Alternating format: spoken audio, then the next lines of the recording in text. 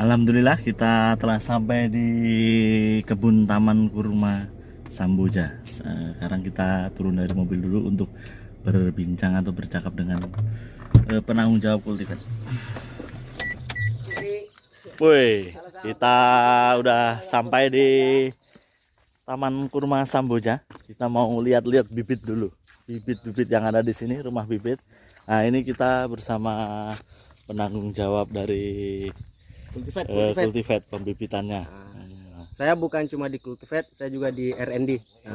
Perkenalkan dulu dong. Oh, saya dengan Hengki. Saya dari Bogor dikirim ke sini untuk saling berbagi pengetahuan tentang kurma.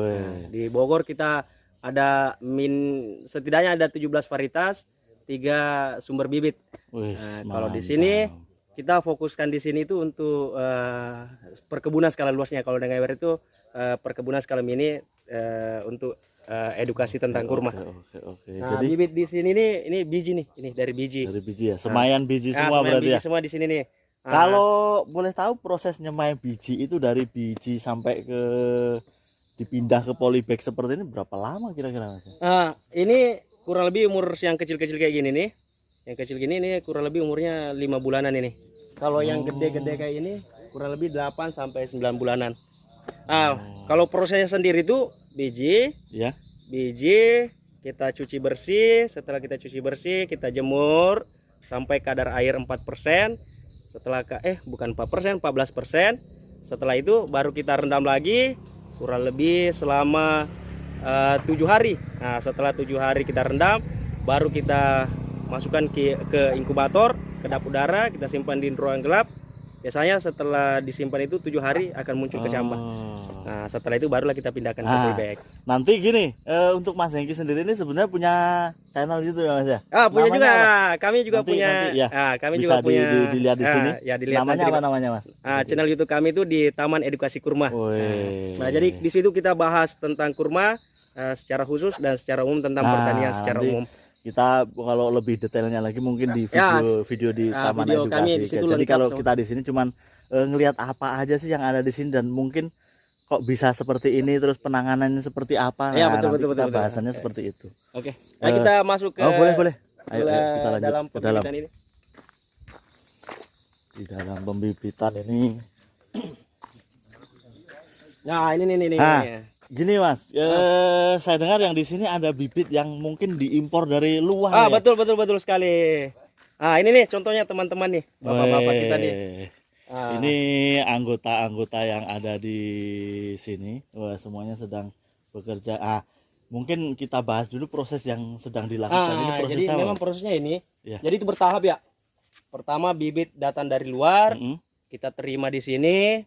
Kita melakukan proses aklimatisasi, istilahnya aklimatisasi itu proses penyesuaian tanaman karena lingkungan di sana kan beda dengan lingkungan sini. Jadi kita sesuaikan dulu dia di sini. Setelah sesuai dengan kondisi lingkungan di sini ya kurang lebih 20 sampai 30 hari lah. Nah, setelah itu barulah kita pindahkan ke polybag untuk kita besarkan dia. Iya. Nah, mungkin orang di sini banyak yang kurang tahu kenapa harus dibikin seperti ini, terus harus tempatnya berair ya, betul. Tempatnya harus seteduh ini mungkin tujuannya ini supaya apa ya? Ya, betul.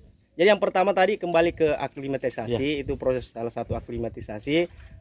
Ini dari torpedo ya istilahnya, bahasa umumnya torpedo. Sebenarnya sih bukan torpedo. Kalau dalam bahasa pertanian ini adalah terai. Nah, dari terai kita pindahkan. Ini belum kita langsung keluarkan. Karena kita jangan sampai dari sini tempat teduh ke sinar matahari paranetnya ini kurang lebih paranet 50% nih. Jadi sinar matahari yang masuk itu cuma 50%. Dari anggaplah 20% kita pindahkan ke 50%. Setelah pindah ke 50% baru kita keluarkan ke 100% karena sinar matahari. Kalau untuk pemindahannya yang siap tanam itu nanti yang sudah seperti apa? Ada sini contohnya ada nih. Jadi kita dari sini nih. Ya, nanti proses ini kita pindahkan dari sini. Setelah kita pindahkan, barulah seperti ini. Kita lihat ini yang sudah ini tanam seperti apa. Ini sebenarnya ini sudah bisa untuk dipindahkan. Ini sudah bisa dipindahkan. Salah satu cirinya sudah bisa dipindahkan itu dari rumpunan bibit yang ada itu ada di antaranya sudah pecah daun seperti ini. Wih. Ini pecah daun ini. Bisa dilihat nih. Nah, ini pecah daun ini. Ini sudah pecah daun. Ini sebenarnya semua ketika rumpunan bibit itu sudah satu blok lah ya, satu kelompok lah ya. Karena seumuran nih, ini semua seumuran.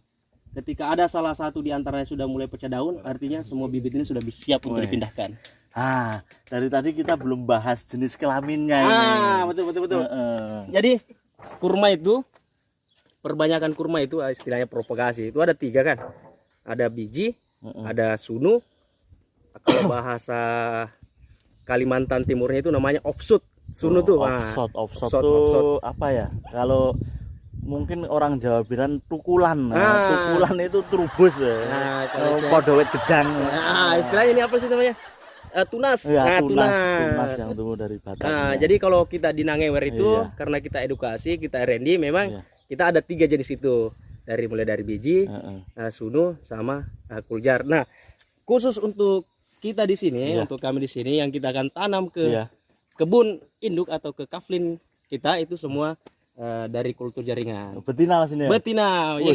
Jadi perbanyakan bibit melalui kultur jaringan itu kan salah satu kelebihannya itu adalah anak atau anakan yang dihasilkan dari kultur jaringan itu bisa dikatakan 99% sama dengan induknya. Jadi ketika induknya manis, buahnya bagus, kualitasnya super, insya Allah turunannya juga akan bagus juga. Jadi ingat, Anda yang masih jomblo nanti bisa cari betina itu memilih sesuai dengan kriteria yang mungkin ya boleh dikata memperbaiki keturunan Anda para kaum laki-laki. Nah, ini Mas Hengki ini di sini, betinanya jangan salah, ini ada berapa ratus bibit ini sudah? Ini ada ratusan bibit. Ratusan betina ini. Betina soalnya kualitasnya bagus dan biasanya memang bibit atau tanaman yang di kultur jaringankan itu adalah memang tanaman yang memiliki kualitas super. Maksudnya lain daripada lain. Oke, mungkin untuk urusan bibit kita diskusinya cukupkan sekian. Nanti kita lanjut lagi dengan peningkatan apa ya, ibarat kata tanaman ini kan berjenjang, dia makin lama makin besar. Dan video ini mungkin kita cukupkan sampai di sini untuk urusan bibit. Nanti kedepannya kita akan bahas yang mungkin usianya lebih dewasa lagi. Oke, jangan lupa subscribe karena gratis. Dan nanti subscribe juga channel beliau. Taman Edukasi Kurma. Jangan lupa juga like dan komen juga di Taman Edukasi Kurma. Sampai ketemu Mas Hengki. Thank you. Sip.